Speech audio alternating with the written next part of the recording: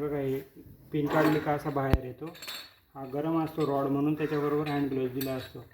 असं लावताना आहे ना याला पुढे शेटकून बरोबर असं मॅच करायचा. बसलं की लॉक होतं. असं हे लॉक झालं की हीटर गरम होतं, याच्यावर ठेवायचं आणि पाठीमागे हे 2 बटन आहे. हीटर ऑन करायचं आणि हे स्विचिंगचं म्हणजे तेल काढायसाठी. आणि जेव्हा आपलं तेल काढून होतं ना क्लीनअपसाठी हे बटन दाबायचं. आता आपण दाण्याचा पेपर लावून घेऊ. दाण्याचा व्हिडिओ काढून घे बरं का म्हणून. हां तेच ना. आणि चाळणी बरोबर या चावीजवळ तेलाचे स्लॉट आहे ना त्याच्याजवळ ठेवायचं हे भांडं. तेल त्याच्यात पडतं. आणि हा जो पेपर आहे ना इथं पेंट पडेल. नंतर तुम्ही ट्रे वगैरे काही ठेवू शकता. शेंगदाणे देऊ का? हां आता काय करायचं, थोडेसे टाकून बघायची मशीन चालू करून. जर पुढे अशी पेंट आली एवढे टाकायचं. जर इथं फूट आला ना तर समजायचं हे कमी टाकलेलं आहे. आणि कधी कधी तेलाचे शेंतडे उडताना म्हणून हे असं ठेवायचं म्हणजे तेल उडत नाही.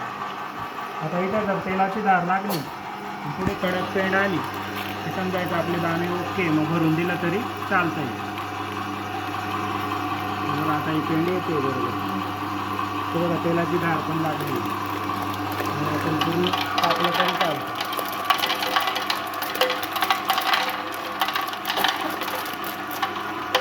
आता शेंगदाणा आहे ना कधी मार्केटमधून आणला तुम्ही असं चळून बघायचा.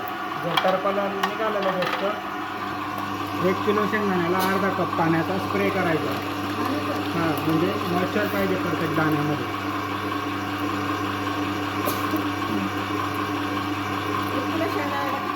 400 ml निघतं आणि आपण 1 किलो शेंगदाण्याला अर्धा कप पाणी स्प्रे करायचं. हां तसं टाकायचं किंवा तो स्प्रे असतो ना त्याच्याने करायचं.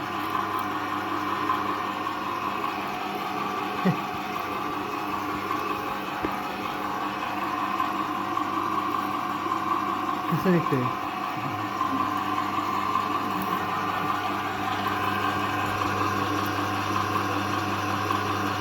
शेंगदाणे कोरडे असले ना मग कधी कधी चाळणीत पण गाळ येतो.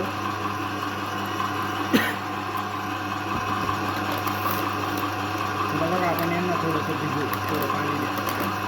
एक ताटली पण द्या. हां छोटी.